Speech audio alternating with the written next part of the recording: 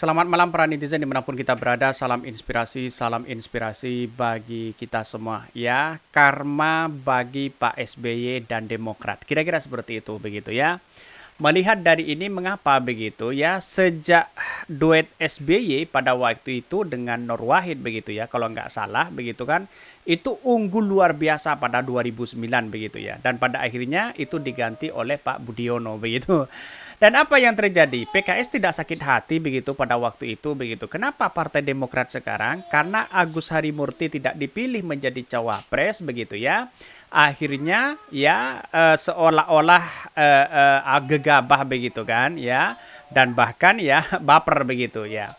Bahkan ini ya saat SBY tiba-tiba mengganti begitu ya Nur Wahid begitu ya sebagai cawapres dan memilih Budiono, apakah saat itu PKS mengundurkan diri? Tidak begitu kan. Tetap mendukung Pak SBY pada waktu itu 2009 begitu kan. Apakah SBY berkhianat? Nah, itu kan pertanyaannya penting begitu kan. Sama dengan sekarang, apakah Surya Paloh dan Anies Baswedan berkhianat begitu ya? Bahkan sama sekali tidak begitu ya. Bahkan PKS tetap memperjuangkan SBY di situ begitu. Bayangkan begitu. Apakah ini karma begitu, sebuah kontestasi politik begitu ya. Jangan heran sejarah kapan pun itu pasti ada begitu ya. Kalau ada yang mengatakan bahwa ini adalah sebuah karma kepada Pak SBY begitu kan, dengan adanya konteks ya cawapresnya adalah AHY tidak dipilih oleh Anies Baswedan begitu, tentu ini menjadi sebuah satu catatan penting harus diingat oleh Pak SBY pada waktu itu begitu. Karena politik kita kan dinamis begitu. Saya kira kalau ingin membangun bangsa bersama-sama hanya dibutuhkan seorang cawapres harus si A. Saya kira sampai kapanpun tidak akan menemukan titik temu begitu. Bayangkan karena ini adalah soal cawapres begitu kan ya. Soal bagaimana pengalaman itu begitu. AHY tidak punya pengalaman dalam dunia pemerintahan. Bagi kami adalah AHY atau Partai Demokrat ya tetap berada di koalisi perubahan. Kalau Anies Baswedan menang, ini akan menjadi menhan, punya pengalaman luar biasa ya. Seperti Pak Prabowo begitu kan, sekarang sudah elektabilitasnya tinggi bisa saja karena dia punya partai. Gampang sekali begitu kan. Ya kalau hanya membesarkan orang yang kemudian tidak punya tidak punya pengalaman, saya kira Pak Surya Paloh akan melihat itu begitu. Tapi sayang seribu sayang, bahkan orang akan menganggap bahwa ini apakah sebuah karma atau tidak begitu kan ya. Kita lihat saja begini. Dalam urutan pertama begitu ya. Saya begini. Menurut jadwal ya dan tahapan penyelenggaraan pemilu di 2024 yang ditetapkan oleh KPU begitu ya, pencalonan presiden dan wakil presiden itu sudah dijadwalkan pada 19 Oktober 2023 ya. 19 Oktober hingga 25 November 2023. Artinya itu masih kurang berapa bulan? 3 bulan begitu kan ya. 2 bulan ini akan ada sudah cawapres begitu kan. Capres cawapres di situ begitu. Bahkan pada tanggal 1 September 2023 ya, kurang 55 hari lagi ya sebelum tanggal pendaftaran berakhir, maka Koalisi Perubahan mendeklarasikan pasangan ya Anies Baswedan dengan Caimin ya sebagai pasangan capres cawapres, dan pada akhirnya Partai Demokrat keluar di situ begitu. Menurut saya pribadi langkah Partai Demokrat agak gegabah. Sejak awal sudah saya katakan begitu kan kepada teman-teman begitu. Kenapa Partai Demokrat kader-kadernya kok ngotot sekali harus diumumkan cawapres Anies Baswedan, harus ditentukan cawapres Anies Baswedan begitu. Apa yang terjadi begitu? Dan pada akhirnya apa begitu? Benar dugaan saya bahwa Partai Demokrat harus ngotot sekali bahwa cawapresnya harus AHY. Katanya begitu ya. Padahal AHY waktu deklarasi pertama kali mengatakan bahwa saya akan tetap mendeklarasikan Anies Baswedan siapapun cawapresnya begitu. Itu kan sudah satu berkesinambungan dalam ucapan-ucapan yang kemudian harus ngotot untuk menjadi cawapres, kan begitu logikanya begitu ya. Padahal mesin politiknya Partai Demokrat itu sangat bagus ya di masyarakat, tapi secara kultural itu jauh begitu ya. Karena pada hakikatnya kita lihat saja ya Demokrat hari ini begitu ya. Apakah setelah keluar dari koalisi perubahan apakah tetap eksis ya? Apakah dia tetap lolos di parlemen begitu kan, apakah tetap menurun elektabilitasnya? Karena selama ini kan dihadapkan dengan Anies Baswedan begitu kan, ya, karena dicap sebagai koalisi perubahan begitu kan. Karena koalisi perubahan itu adalah Anies Baswedan sendiri, bukan dari Partai Demokrat begitu kan. Kan begitu logikanya begitu. Jadi kami bukan mengkritik sih, tetapi lebih mengedukasi begitu kan. Apakah ini semua karma? Kita temukan nanti begitu ya. Bahkan publik sontak teringat pada jadwal dan tahapan pemilu di 2009 ya, yang menetapkan jadwal pendaftaran bakal pasangan capres dan cawapres mulai ya Minggu 10 Mei 2009 hingga Sabtu 16 Mei 2009. Ketika itu, Partai Demokrat bersama koalisinya PKS juga membangun komitmen ya, mengusung pasangan SBY dan Nur Wahid pada waktu itu, Hidayat Nur Wahid sebagai capres-cawapres pada waktu itu begitu.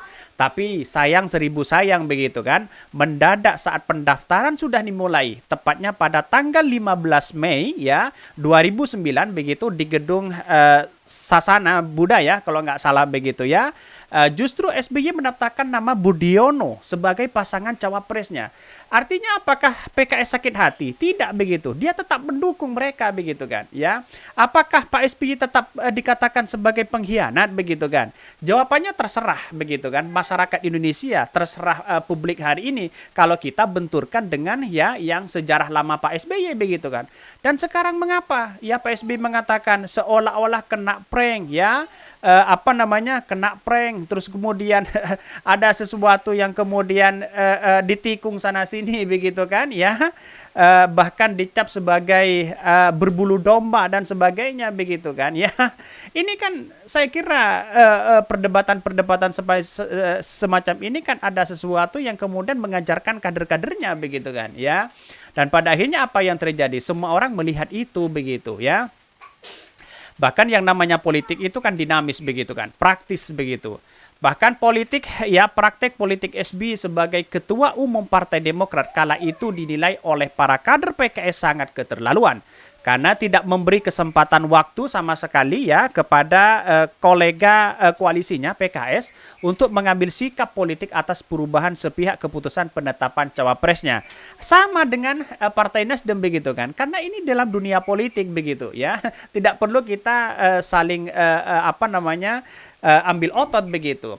Jika dibandingkan sakit hatinya kader Partai Demokrat atas penetapan Surya Paloh menetapkan Caimin sebagai pasangan capres Anies ya di samping hampir 2 bulan sebelum jadwal pendaftaran capres-cawapres ke KPU, maka derajat sakit hati yang dirasakan oleh PKS kala itu yaitu adalah ya oleh Partai Demokrat yakini yang ditafsirkan sebagai pengkhianat begitu ya. Tak ada apa-apanya karena sakit keputusan SBY bagi PKS tak terkira pedihnya begitu.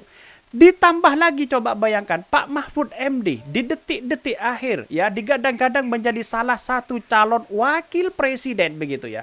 Sudah sewa jas begitu kan? Maksudnya sudah siap-siap pakai jas, terus kemudian baju putih ya, terus kemudian dia menunggu di hotel begitu kan. Tapi ujung-ujungnya diganti Pak Ma'ruf Amin. Apakah Pak Mahfud sakit hati pada waktu itu? Dia merasa santai-santai aja karena politik itu dinamis begitu kan. Kenapa Pak SBY sekarang itu seolah-olah ya menafsirkan bahwa Partai Nasdem adalah pengkhianat, Anies Baswedan pengkhianat? Kok bisa begitu kan? Ini kan menurut saya pribadi ada karma luar biasa begitu ya. Bahkan pada pemilu 2023 ini ya Partai Demokrat masih memiliki waktu yang cukup untuk berbalik arah dukungan politiknya. Sedangkan PKS pada 2009 itu betul-betul terjebak. Jika tidak ingin disebut dijebak oleh keputusan SBY yang tak memberi sedikit pun ruang untuk PKS untuk menggunakan potensi politiknya pada waktu itu. Tapi sayang begitu kan. Namun hebatnya pada 2009 itu baik pengurus maupun kader PKS tetap istiqomah, sabar, ikhlas, menerima rasa sakit hati yang ditorehkan oleh Pak SBY. Betapapun pedihnya itu, PKS tetap mendukung koalisi pencapresan SBY siapapun pilihan cawapresnya. Tidak bisa terjebak, tidak bisa kemana-mana begitu kan. Sudah terjebak di situ PKS. PKS ikhlas menerima apa adanya begitu kan. Tetapi kalau sekarang gimana begitu ya? Ini kan masih ada waktu 2 bulan untuk berkoalisi ke yang lain begitu kan. Tetapi saya yakin ya Partai Demokrat akan turun partainya karena dia seolah-olah kan kemarin bergandengan dengan Anies Baswedan, karena Anies Baswedan yang membawa perubahan itu begitu. Nah, bahkan dalam sejarah memang akan selalu memotret setiap peristiwa dan seringkali pula membalikan peristiwa serupa pada pelakunya. Mungkin itulah yang disebut dengan adanya karma. Bisa saja begitu kan. Semoga peristiwa-peristiwa seperti ini sebagai pembelajaran oleh Partai Demokrat ya, dimanapun begitu kan. Dan bahkan waktu itu dukungan sangat luar biasa begitu ya, Pak SBY, Nur Wahid. Bahkan berjuta-juta orang, bahkan dimenangkan. Bahkan dalam waktu itu ya bisa ditafsirkan menang, dan pada akhirnya diganti Budiono aja menang begitu kan, apalagi dengan Nur Wahid pada waktu itu begitu ya. Sayang seribu sayang begitu ya. Inilah yang namanya politik dinamis ya, tidak perlu kita persoalkan begitu. Dan bahkan kalau menurut saya pribadi, kalau ada sesuatu yang kemudian sejarah yang membolak-balik seperti itu begitu kan, dan bahkan sejarah yang memberikan ruang bagi kita begitu, jangan heran di era hari ini apakah ini sebuah karma atau sebuah kesadaran pribadi mereka. Mungkin itu yang kami sampaikan. Tonton terus channel Hodari Podcast Rakyat ini, karena ada berita-berita menarik dan viral setiap harinya. Salam para netizen, salam inspirasi bagi kita semua. Jangan lupa di subscribe channel YouTube Hodari Podcast Rakyat ini.